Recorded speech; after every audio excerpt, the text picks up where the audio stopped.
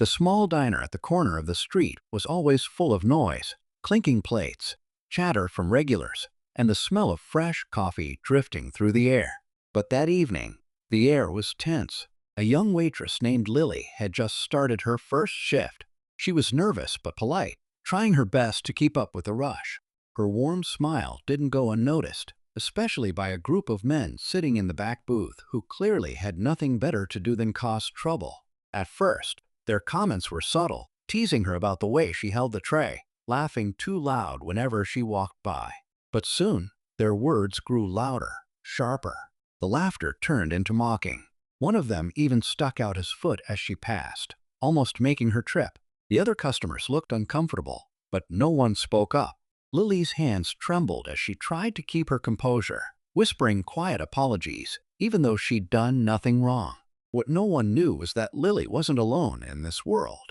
Her husband, Daniel, was running late, a man known not just for his calm nature, but also for the fact that he was one of the most respected MMA fighters in the country. What the bullies saw as a shy young woman was actually someone deeply loved and fiercely protected. As Lily's eyes welled up, the door suddenly swung open. The sound of heavy footsteps echoed through the diner, and every head turned toward the entrance. Standing there, in a crisp black jacket, was Daniel himself, calm, composed, but with eyes that carried a storm.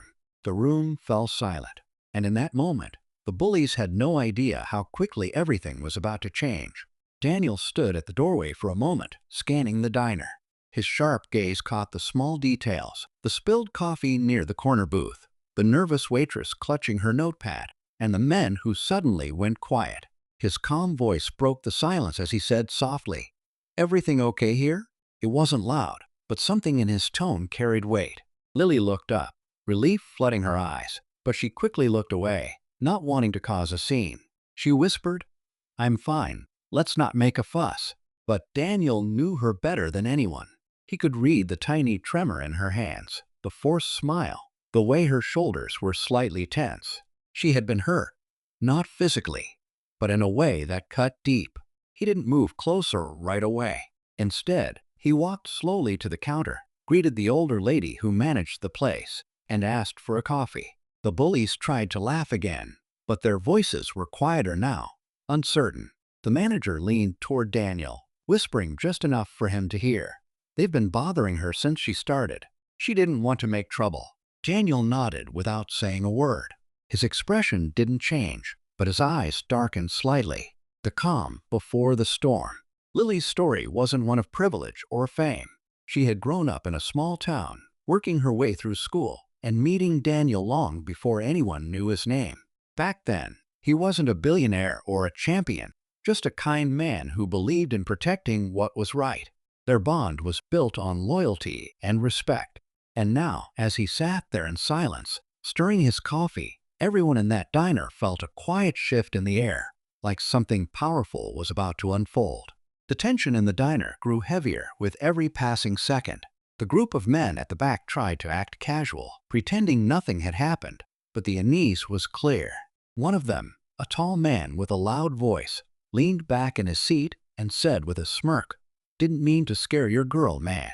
We were just having some fun." His tone carried that same careless arrogance that had pushed Lily to tears minutes earlier. Daniel looked up slowly, his calm eyes meeting the man's. He didn't respond right away. Instead, he took a quiet sip of his coffee, set the cup down, and said in an even tone, "Fun doesn't make someone uncomfortable." His words were soft, but they struck like a quiet warning. The other customers pretended to keep eating, but everyone was listening. Even the cook peeked from behind the kitchen window, sensing the weight of what was happening. Lily, still standing near the counter, wanted to step in, to stop whatever was coming. She knew Daniel's patience was deep, but once crossed, it meant something had gone too far. The bullies exchanged uneasy looks, clearly realizing this wasn't just some random customer. Still, one of them muttered under his breath, "Who does this guy think he is?" The manager softly called out, offering Daniel a refill, hoping to ease the tension. But beneath the calm surface, memories flashed through Daniel's mind of the days when Lily supported him before his fame, when they struggled together through late nights and low pay. She had stood by him through every fight, every bruise, every loss. And now, watching her try to hide her tears, he felt something stir deep inside. Outside, thunder rumbled faintly. Inside, the silence was louder. Everyone could feel it. Something was about to happen, and no one could look away. The tall man at the booth leaned forward again, trying to laugh off the tension. "Relax, buddy," he said, though his voice carried a nervous edge. "You don't want to make a big deal out of nothing." But Daniel didn't move. He simply turned his gaze toward him, steady and calm, the kind of look that could quiet a room without a single word. The bully shifted uncomfortably, realizing this man wasn't easily provoked, but he also wasn't someone to be taken lightly. Lily's heart raced as she stepped closer to him, whispering, "Daniel, please just let it go." But her voice trembled, and that tremor said everything. Daniel slowly stood up, towering over the scene. The low hum of the diner's refrigerator was the only sound. Even the clock seemed to tick louder, marking every second. He took a slow step toward their table. The men straightened up, some looking away, one trying to fake confidence. "You think it's funny to make someone feel small?" Daniel asked quietly. "Do you have any idea who you're talking to?" One of them shot back, trying to sound brave. Daniel didn't answer. He didn't need to. The entire diner already felt who he was without him saying a word. The manager moved nervously from behind the counter, worried things would get out of hand. A few customers whispered to each other. Phones discreetly lifted to record. Lily stood frozen, torn between fear and trust. She knew Daniel wasn't impulsive, but she also knew that when it came to her, he had limits. The air felt charged, every breath thick with tension. The tall man's smirk faltered as Daniel stepped closer, his calm voice dropping to a tone that silenced even the whispers. "You crossed a line," he said softly, and in that heartbeat before everything changed, no one in that diner dared to move. Just as the silence in the diner reached its peak, the bell above the door jingled again. Everyone turned.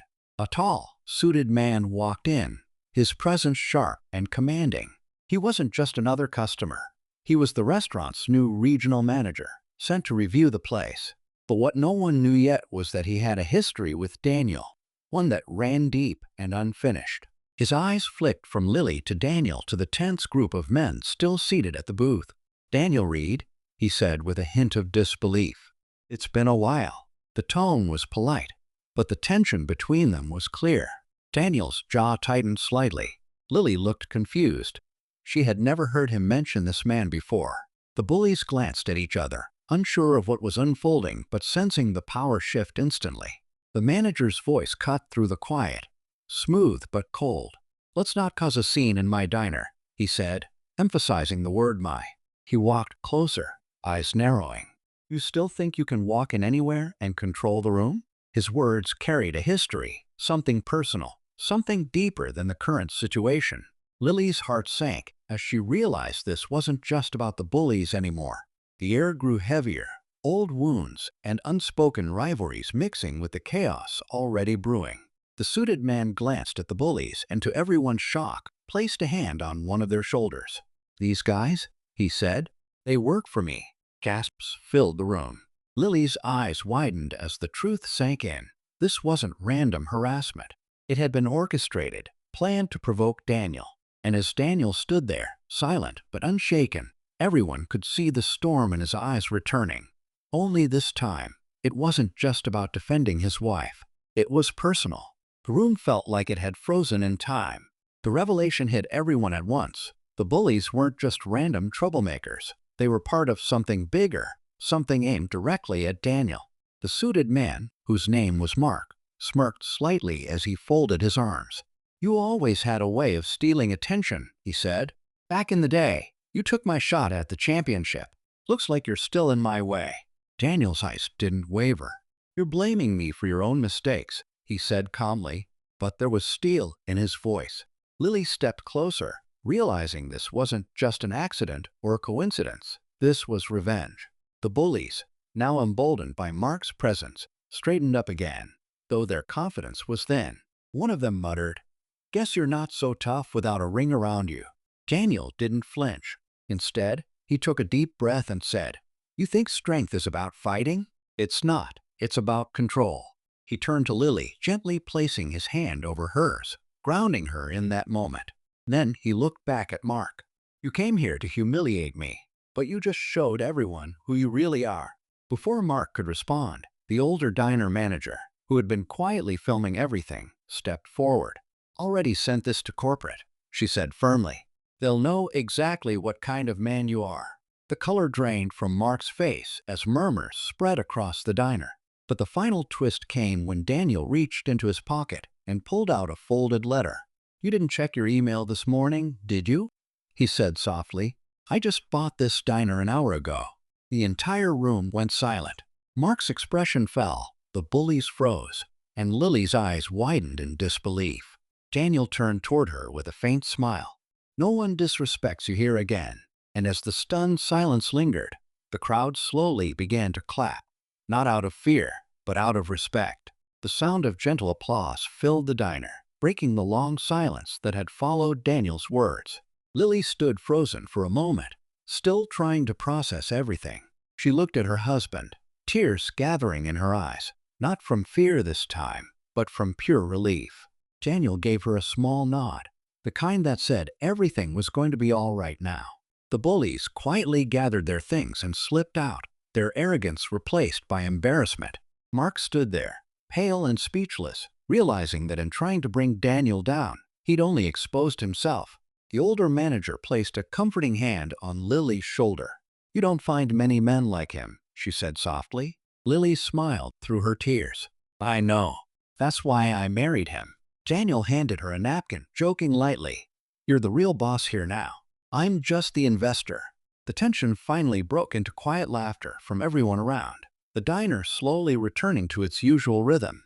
Over the next few days, word spread fast, not about the conflict, but about how Daniel and Lily handled it. People started visiting the diner more often, not because it was owned by a billionaire, but because they felt the warmth and respect that filled the place. Lily's kindness and calm presence made her beloved among regulars, and Daniel, though often busy with his work and MMA Foundation, always found time to stop by for coffee at her counter. In the end, it wasn't about power or money. It was about dignity, love, and standing up quietly for what's right. The diner became a small symbol of change, a reminder that true strength isn't about fighting back loudly, but about knowing when to stand your ground with grace. And that was something everyone remembered long after.